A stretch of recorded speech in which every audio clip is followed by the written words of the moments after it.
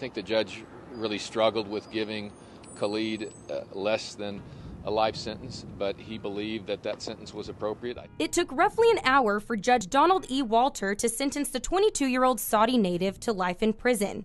Defense attorney Dan Cogdell says he had faith that al-Dosari would receive a lesser punishment. I think he wanted Khalid to say something that Khalid was incapable of saying. I mean, there is a disconnect with Khalid in terms of his ability to articulate, his ability to communicate, and I'm sorry if that contributed to his.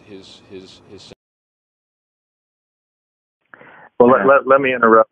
Let me interrupt, Omar. When we were trying that case in Amarillo, I am 100% certain that they were tapping my phones and accessing my computers. And I'm not a big conspiracy guy, but I'm telling you, they were going through the trash in my room, that is the FBI. They were intercepting calls. They were downloading information from my computer. So they're not playing fair at all. So I agree with you that whatever you and I talk about could well be being listened to by the government here. So they has access to your computer and your email and everything. They hacked it, yes, absolutely. They could change anything they want to. They could do anything. I don't know if you agree with me or not, just like what happened with Khalid. Well, I agree that I've never seen anything like this before, but I'll just give you an example. So when I checked into the hotel there, the, quote, maid, close quote, came and said, here's your iron, and gave me an iron. And I said, I don't iron my own clothes, but thank you. And I don't need the iron. No, you must have the iron. And so I thought, you know, I've never had them drop off an iron in my hotel room. So I got bored that night, and I turned on the bath, and I put the iron in the bathtub to short out, you know, any electricals. And they came back the next day and gave me another iron. Now, how would they know? How would they know that? Wow. And my iPhone crashed during that trial. My iPad crashed during that trial. My Apple computer. My wife came to see me. Her Apple computer crashed. Her phone crashed. I've never had. I don't believe in coincidences. Like I say, I'm not a big conspiracy guy, but they were definitely listening, going through our trash and so forth. Yeah, Sam Cummings was Islamophobic. He was preaching at a Sunday school class about the evils of the Muslim faith and about the dangers of the Muslim community, so we were able to get him recused over his objection. Okay. We saw in all over the media the chief, we're talking about the chief of the court, told the press he took the case to different city, or he transferred the case to different city, a new judge, and the public interest. That's a lie. He transferred the case because the original judge was a racist.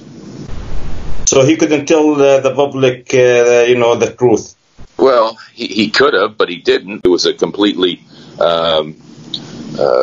unjust situation. Okay, Mr. Do you think Khalid received a fair trial in the U.S.? I do not. In fact, I know he didn't receive a fair trial. Not only was the original judge biased towards him, the judge that tried the case was biased towards him, gave him an extremely inappropriate sentence, and the government failed to produce information that they were required to produce. And I think we'll be able to either get him a new trial or get his sentence substantially reduced. What's the secrets behind this, accusation? What's the secret? Yes. The charges is heavy charges, is a big charges. They charge once before, Iraq with these charges. Now they charge Khalid with the same charges. What's the secrets behind that?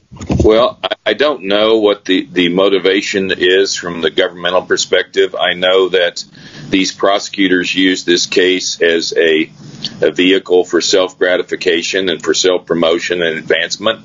I can't tell you what our government's motivation, the United States motivation was, but I do know that these prosecutors, they lied, they cheated, and they stole, and they used this case to advantage themselves.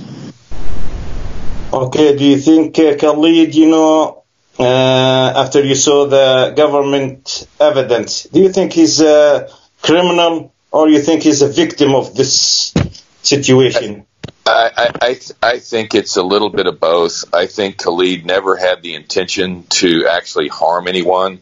But as I mentioned to you before, Omar, when he was assimilated to Vanderbilt in Tennessee, he was doing well. He was liked in the community. He was doing well in school. But once they transferred him to Lubbock, which is, a notoriously Islamophobic area, when he hit Texas Tech and he began being called a terrorist and a radical, I think he engaged in some self-radicalism ideas, but mainly as a way to bolster his self-worth, not as an effort to actually harm anyone. So, look, they could have stopped him long before they did. They had these search warrants going on him the entire time. They could have stopped him long before they did. And I don't think he ever intended to harm anyone. I think he was trying to prove to himself that he was worth something and that he was a good guy and these people were bad guys. So it's a confusing situation, but at no time do I think he ever really intended to harm anyone. Do you think because he had a split personality or he's mentally ill, he trying, write? I mean, as I've been told, and we saw this is through the media, Khalid was, sending messages to himself. No, I think he lost his way psychologically or mentally. I don't think he had the mental capability to carry out anything. And he was, like I say, I think this was a really poor attempt, Omar, at him trying to prove to himself that he was worth something and he was a human being. It was misdirected, but I don't think it was a crime. Okay, Mr. What's your message to Khalid's family? And my message to Khalid's family is he didn't get a fair trial. The judges were against him. The jury was against him. That said, I think we can now prove that the government engaged in misconduct. And once we have that proof and we can show it to the courts, we should either be able to, A, get his sentence reduced, or B, get him a new trial. So do you think because he's a Muslim, he had, unfair trial? 100%. 100%.